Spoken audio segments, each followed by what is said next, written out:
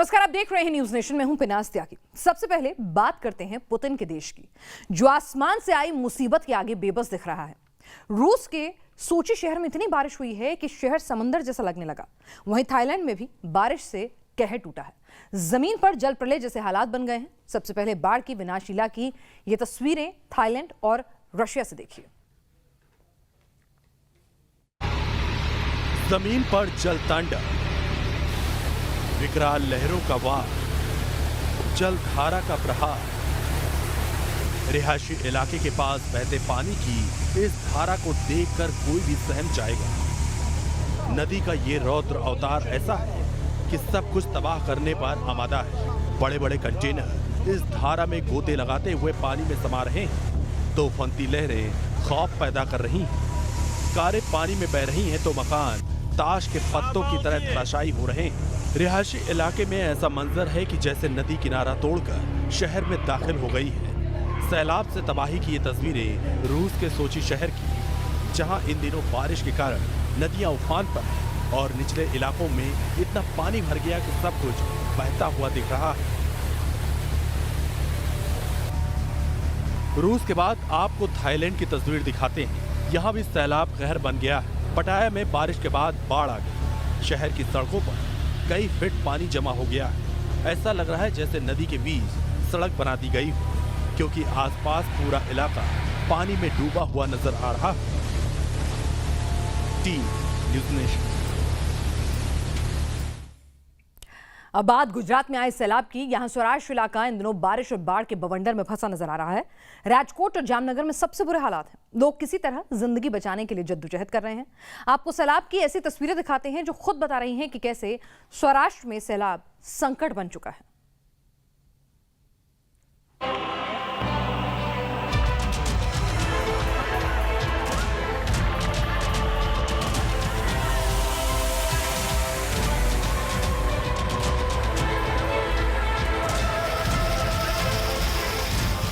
सैलाब के बीच इंसान जान बचाने की जंग लड़ रहा है। बाढ़ के बवंडर के बीच सब कुछ तहस नहस हो रहा है। पानी के प्रहार से हाहाकार मचा है। नदियों का रौद्र अवतार खौफ पैदा कर रहा है। तो शहर की तस्वीर ऐसी लग रही है मानो समंदर ने डेरा डाल दिया हो। सैलाब किस कदर लोगों की जान पर आफत लेकर आया, इसकी तस्दीक इन तस्वीरों से हो रही है। लोगों के घरों में बाढ़ का पानी भर गया। ऐसे में पुलिस और स्थानीय प्रशासन रस्सी के जरिए लोगों को बचाने में लगा है। अब इस तस्वीर पर नजर डालिए। ऐसा लगेगा कि गाड़ी सड़क पर चल नहीं रही बल्कि तैर रही है, क्योंकि सड़क पर इतना पानी भर गया है कि गाड़ी आधी से ज्यादा पानी में डूब चुकी है। राजकोट में लगातार बारिश से हाल बेहाल है। सोमवार को नदी में आए सैलाब में एक कार बह गई। उस कार की तलाश में एनडीआरएफ और एसडीआरएफ की टीमें जुटी हैं। जामनगर, राजकोट, कालावाड़, लोधिका जैसे इलाकों में जल प्रलय है और कई गाड़ियां जो है वो रास्ते पर आपको तैरती नजर आई थी। और इस वक्त हम राजकोट कालावाड़ रोड पर लोधिका के पास है, जहां पर आपको याद होगा कल कि एक गाड़ी जो है वो पानी के तेज बहाव में तैरती हुई नजर आई थी। उसका लोकेशन यहाँ पर मिला है और एनडीआरएफ और एसडीआरएफ की जो टीम है, जो गोताखोर है उनके, वो अंदर जाके इस गाड़ी का लोकेशन ढूंढ के लाए। और सैलाब के बीच लोगों ने घरों की छत पर आसरा लिया हुआ है। ऐसे में रेस्क्यू टीम लोगों को बचाकर सुरक्षित जगह भेज रही है। देखिए पानी की धारा किस रफ्तार से बह रही है। ऐसे में लोगों को बचाने के लिए जुगाड़ तकनीक का सहारा लिया जा रहा है। जामनगर में तूफानी बारिश और बाढ़ के बाद तबाही की तस्वीरें रोंगटे खड़े कर देने वाली हैं। जब सैलाब काल बनकर टूटा और नदी ने अपनी सीमा लांघी तो कई ब्रिज बर्बाद हो गए। रिहायशी इलाकों में पानी घुस आया, आशियाने तबाह कर दिए और गांव के गांव जलमग्न हो गए। एनडीआरएफ की 6 टीमें और एयरफोर्स की 4 हेलीकॉप्टर लोगों का रेस्क्यू करने में जुटे हैं। एनडीआरएफ ने जामनगर के कालावाड़ में ही रेस्क्यू कर 31 लोगों की जान बचाई है। तकरीबन 7 कलाक हम इधर बैठे रहे। जब पानी थोड़ा थोड़ा नीचे गया तब हम इधर से गए और हमारा गेहूं सब कुछ तहस नहस हो गया। खाने के लिए कुछ नहीं है, कुछ भी नहीं। पीछे मकान है वो चला गया। जूनागढ़ शहर में बहता पानी देखकर डर लग रहा है। हर तरफ पानी ने कब्जा कर रखा है। इस तस्वीर को देखिए, ये कार नदी में बहती हुई कहीं से आई है, जिसे क्रेन की मदद से बाहर निकाला जा रहा है। परेशानी यह है कि सौराष्ट्र इलाके में इतनी बारिश हो रही है कि नदी नाले उफान पर हैं और अगले 24 घंटे में और मूसलाधार बारिश होने की संभावना जताई गई है। Team news nation. यूपी के बिजनौर में नेशनल खो खो खिलाड़ी की हत्या में बड़ा खुलासा हुआ है। पुलिस के हाथ लगी रिकॉर्डिंग में चीखने चिल्लाने की आवाज सुनाई दे रही है। खिलाड़ी बचाओ बचाओ की आवाज लगा रही थी। फोन की इस रिकॉर्डिंग से ही पुलिस हत्या के आरोपी शहजाद तक पहुंची है। उसे गिरफ्तार कर लिया गया, लेकिन सवाल हमारी कानून व्यवस्था के पैरोकारों से है कि ऐसे केस में सख्त से सख्त सजा मिले, जल्द से जल्द सजा मिले, ताकि सजा एक नजीर बने और कोई दरिंदा ऐसी हिमाकत करने से पहले 100 बार सोचे, उसका पूरा नशा उतर जाए।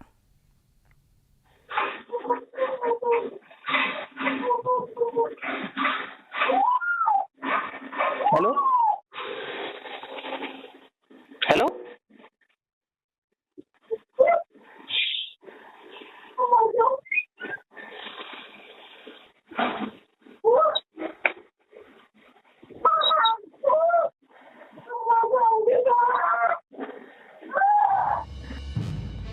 वो चीखती रही, बचाओ बचाओ की गुहार लगाती रही, जान की भीख मांगती रही, लेकिन दरिंदे को उस पर रहम न आया।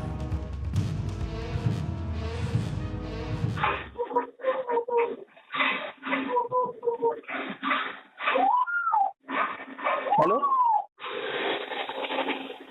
हेलो उत्तर प्रदेश के बिजनौर में 10 सितंबर को जिस नेशनल खो खो प्लेयर की हत्या हुई थी, उस केस में पुलिस के हाथ फोन रिकॉर्डिंग लगी तो पूरी वारदात से पर्दा उठ गया।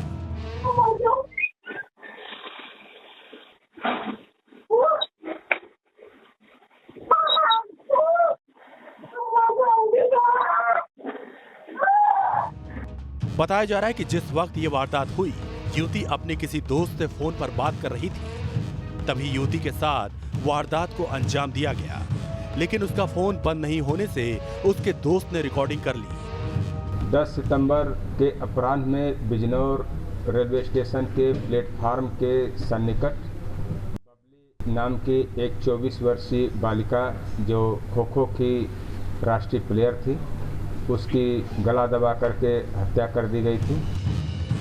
युवती का शव बिजनौर में रेलवे ट्रैक के किनारे मिला था और हत्या से पहले रेप की आशंका जताई जा रही है। इस मामले में पुलिस ने शहजाद नाम के आरोपी को गिरफ्तार कर लिया है। आरोपी रेलवे स्टेशन पर मालगाड़ियों के सामान उतारने चढ़ाने का काम करता है। Team news nation. अफगानिस्तान की बात करते हैं, जहां तालिबान जुल्म सितम की सारी हदें पार कर चुका है। महिलाओं पर कोड़े बरसा रहा है, बेगुनाहों को सरेराह फांसी पर लटका रहा है। इतने से भी मन नहीं भर रहा तो गोलियों की बौछार कर रहा है। ये वो शैतान है जिनका इंसानियत से दूर दूर तक कोई वास्ता नहीं, क्योंकि अगर ये इंसान होते तो इनका बहता खून देखकर दिल जरूर पसीज जाता। शैतान तालिबान के जुल्मों की तस्वीरें आपको दिखाते हैं जो अफगानिस्तान से आ रही हैं और पूरी दुनिया के लिए सवाल खड़े कर रही हैं।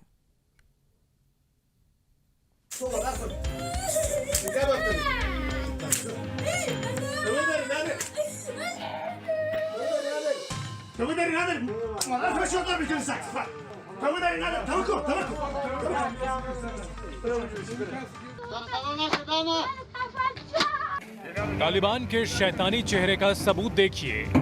ये तस्वीरें कंधार प्रांत की हैं, जहां 2 अफगानों को दी जा रही सजाए मौत। खंबे से लटकाकर उन दोनों को फांसी पर लटका दिया गया। इतना ही नहीं, दोनों को मौत देने के बाद उनके बेजान जिस्म को गोलियों से छलनी किया गया। तालिबान का कत्लेआम हर दिन बढ़ता जा रहा है। इस वीडियो में देखिए, एक बेबस महिला की ये चीख काबुल की सड़कों से निकली है। तालिबान की शैतानी सेना एक बेबस महिला पर सरेआम कोड़े बरसा रही है। महिला चीख चीख कर रहम की भीख मांग रही है। महिला का कसूर सिर्फ इतना था कि उसने सरकार के शैतानी कानून की नाफरमानी करने की गुस्ताखी कर दी थी। अब इस शख्स का क्या कसूर है ये नहीं मालूम, लेकिन सजा का तरीका आप तस्वीरों में देख सकते हैं। एक शख्स शैतानों के बीच घिरा है, उस पर कूड़े बरसाए जा रहे हैं। अब उस पंजशीर की तस्वीर देखिए जो तालिबान के खिलाफ अब तक हुंकार भरता रहा है, लेकिन यहाँ भी तालिबानी शैतान लोगों पर जुल्म कर रहे हैं। कल तक ताजिक और हजारा समुदाय के लोगों का वर्चस्व था, लेकिन आज शैतानों की मनमानी चल रही है। ताजिक समुदाय के 2 शख्स तालिबानी शैतानों के कब्जे में आ चुके हैं। उनके हाथ बांध दिए गए हैं और उन्हें गाड़ी की डिग्गी में डालकर ले जाया जा रहा है। जब से तालिबान ने अफगानिस्तान पर कब्जा किया है, तब से महिलाओं और बच्चों की जिंदगी जहन्नुम बन चुकी है। इंसान जान की भीख मांगता नजर आ रहा है और तालिबान के शैतान अफगानिस्तान की आवाम का खून बहा रहे हैं। Team news nation. और अब बात देश की राजधानी दिल्ली की करते हैं। इनकी खतरनाक इमारतों की करते हैं जो किसी भी वक्त बड़े हादसे का सबब बन सकती हैं। सोमवार को सब्जी मंडी इलाके में 4 मंजिला इमारत गिर गई। ऐसा नहीं है कि ये कोई पहली बार हादसा हुआ हो, बिल्डिंग गिरी हो, लेकिन ऐसे हादसों से हमारा प्रशासन सबक ले ये मुमकिन नहीं लगता, क्योंकि आने वाले वक्त में भी कई ऐसी इमारतें हैं जो जर्जर हो चुकी हैं, लेकिन सिस्टम चुप्पी साधे बैठा है, आंख मूंद कर बैठा है। ऐसे में शासन और प्रशासन को नींद से जगाने के लिए न्यूज़ नेशन दिल्ली के ऐसी खतरनाक इमारतों की तस्वीर दिखाने जा रहा है, जिसकी जर्जर तस्वीर खुद खतरे की गवाही दे रही है।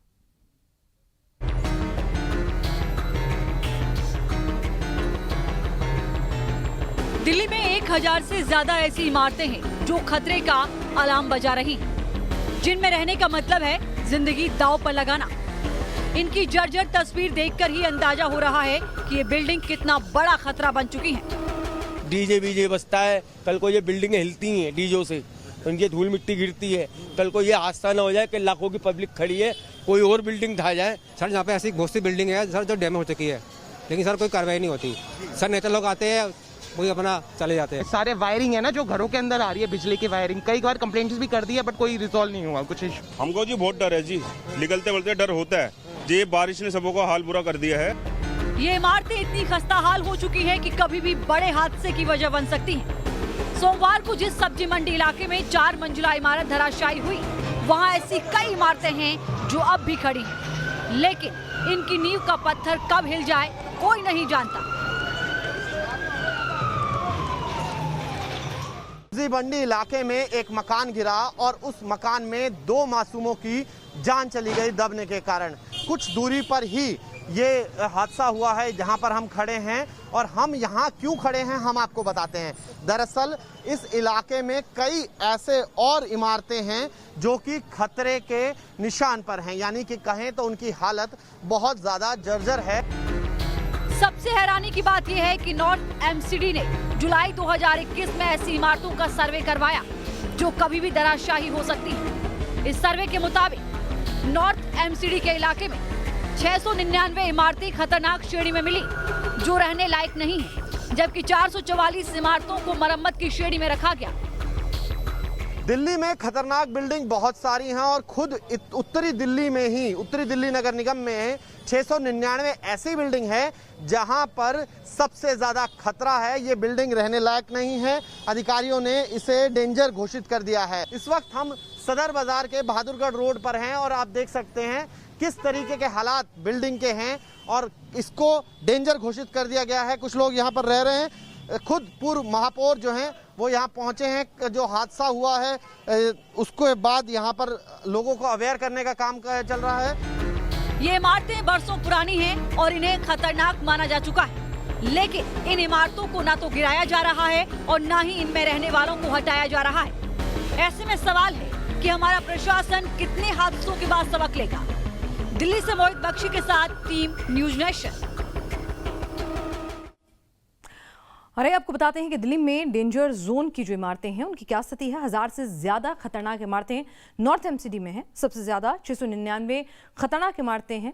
60% इमारतें 2 दशक से ज्यादा पुरानी हैं। 70 से 80% निर्माण नियमों का उल्लंघन करते हैं और इसी वजह से डेंजरस कैटेगरी में हैं। उनका जो पूरा मैप है वो अप्रूव्ड नहीं है।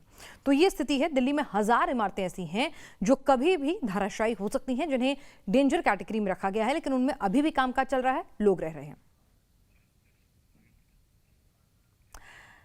अगर आप ऑनलाइन पेमेंट करते हैं तो यह खबर आपके लिए देखना जरूरी है, क्योंकि कोरोना काल में जिस तरह से ऑनलाइन ट्रांजैक्शन बढ़े हैं तो फ्रॉड भी बढ़े हैं। हर किसी की नींद उड़ी है। Microsoft 2021 global tech support scam research कहती है कि दुनिया में सबसे अधिक 31% भारतीय ऑनलाइन बैंक फ्रॉड के शिकार हुए हैं। इनमें 75% पुरुष थे। कोरोना के दौरान डिजिटल भुगतान ने जालसाजों को फ्रॉड करने का भी भरपूर मौका दिया। साल 2020 में सबसे अधिक ऑनलाइन फ्रॉड के शिकार हुए भारतीय।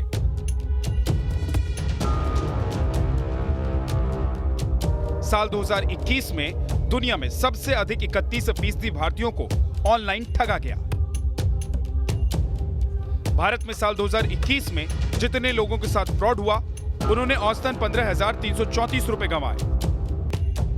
ये वो आंकड़ा है जो बताता है कि भारत में ऑनलाइन फ्रॉड का जाल कितनी तेजी से फैल रहा है। यही वजह है कि आरबीआई ने अब अपने खाता धारकों को केवाईसी के नाम पर हो रही धोखाधड़ी से बचने की अपील की है।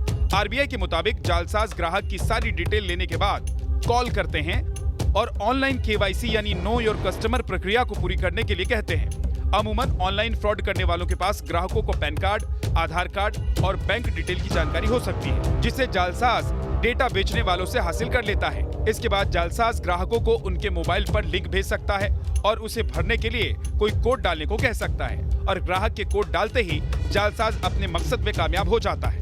आरबीआई ने क्लियर कट नोटिफिकेशन जारी किया है सारे रेगुलेटरी अथॉरिटीज को और बैंक्स को कि जो भी इस तरह के लोग हैं उनको अवेयर किया जाए कि भाई किसी भी परिस्थिति में ऐसी कोई भी डिटेल शेयर करना जरूरी नहीं है केवाईसी के लिए, जैसे आपका ओटीपी है, पासवर्ड्स हैं, बैंक की डिटेल है या आपका आधार कार्ड है, पैन कार्ड है, क्योंकि ये बैंक के पास ऑलरेडी होते हैं और आप इस तरह के कॉल पर भरोसा ना करें। दरअसल कोरोना महामारी के दौरान ज्यादातर बैंक ग्राहकों ने डिजिटल पेमेंट का विकल्प चुना, लिहाजा ऐसे ग्राहक आसानी से जालसाजों के निशाने पर आ गए।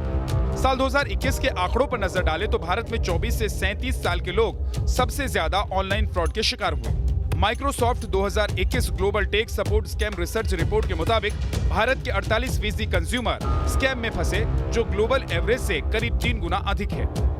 धोखाधड़ी के बढ़ते मामलों को देखते हुए आरबीआई ने ग्राहकों को अब आगाह किया है, किसी को अपना बैंक डिटेल न दें, किसी के साथ मोबाइल का कोड या ओटीपी न शेयर करें, प्रलोभन देने वाले मेल, एसएमएस या फिर स्कीम से दूर रहें। कोरोना काल के बाद डिजिटल इंडिया में काफ़ी ज़्यादा ट्रांजैक्शंस ऑनलाइन होने लगे। उसके बाद धोखाधड़ी के मामले में भी काफ़ी ज़्यादा इजाफा हुआ। एक रिपोर्ट के मुताबिक 400% से ज़्यादा इजाफा इसमें हो चुका है, जिसमें धोखाधड़ी से पैसा लोगों का निकाला गया। लगातार ऐसे मामले सामने आए, जिसको लेकर के आरबीआई ने अब तमाम लोगों से अपील की है कि वो अपने ट्रांजैक्शन, बैंक डिटेल या फिर किसी भी तरह की जानकारी किसी को ना दें, ताकि इस तरह की घटनाओं को रोका जा सके। वीडियो जर्नलिस्ट अमित माचो के साथ सैयद आमिर हुसैन, न्यूज़ नेशन, दिल्ली। आतंकवाद के खिलाफ दुनिया भारत के दिखाए रास्ते पर चल रही है। रूस में आतंकवाद के खिलाफ ज्वाइंट मिलिट्री ड्रिल जारी है। 17 देशों के इस आतंकवाद विरोधी युद्धाभ्यास में हिंद के शूरवीरों का दम देखकर दुनिया भी हैरान रह गई।